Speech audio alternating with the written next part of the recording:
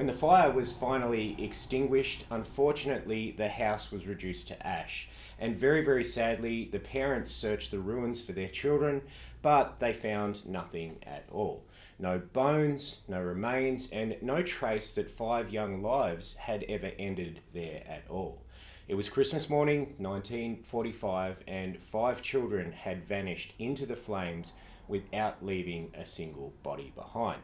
If you like dark stories told at midnight, feel free to subscribe because it's midnight somewhere and I have a story for you.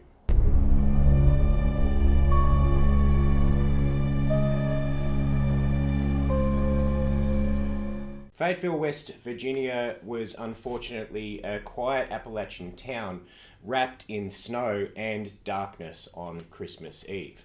George and Jenny Sodder lived there with their 10 children in a modest 2-story wooden home perched up on top of a hillside. It was late, the children had been playing, and the household had finally settled down to sleep for the night. And just after midnight, Jenny was awakened by a sudden phone call. And on that phone call, a woman's voice on the other end asked for somebody that Jenny didn't recognize. And notably, there was laughter in the background.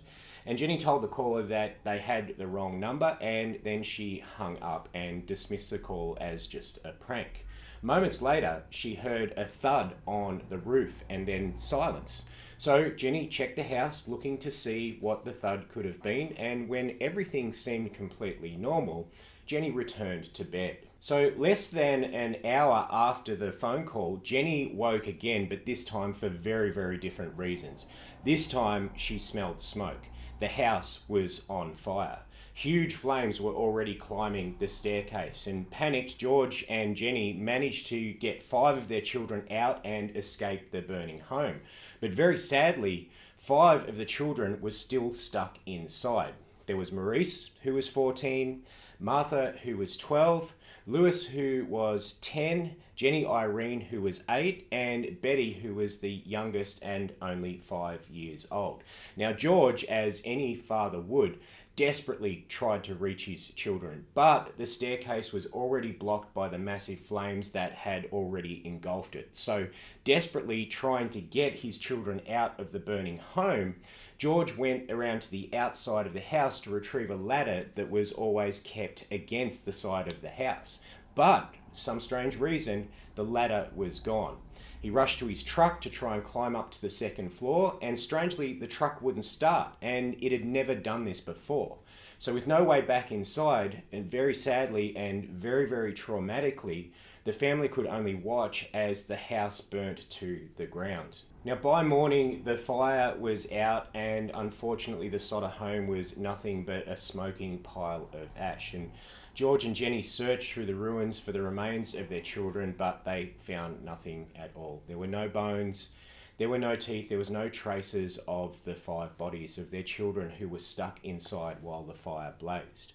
Now, the local fire chief told them that it was possible that the intense heat had completely cremated the children, but George had a feeling deep down inside that something wasn't quite right.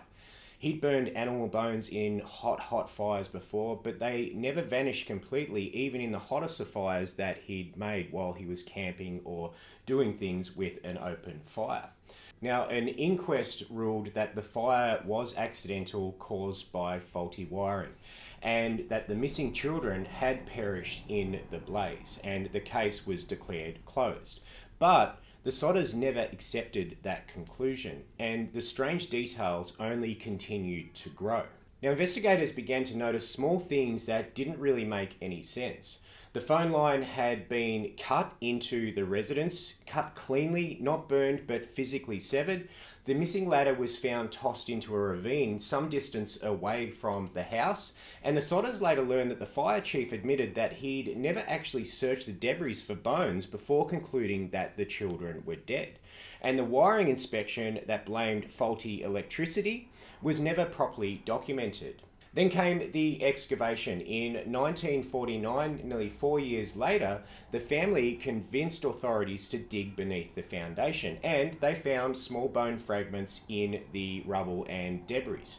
And a pathologist examined them, and his conclusion really did stun the family. The remains belong to one person aged roughly 16 to 22 years old. Now, none of the missing Sodder children were that old when the fire occurred. In fact, they were far off that age. And the bones showed no signs of exposure to fire. Now, as the years passed, George and Jenny became convinced that their children had not died in the fire, but their children had been taken by somebody. They began to recall disturbing events in the months leading up to the Christmas Eve fire. A man had come into the house offering to inspect their electrical wiring, and when George, the father, refused his services, the man reportedly warned him that your house is going to go up in smoke. Another man visited earlier offering to buy the Sodder children from George and Jenny, and George angrily chased him off the property. Now, these memories took on a much darker meaning following the events that had happened in the years previous. And over the years, the Sodders received strange reports that were coming in from across the country.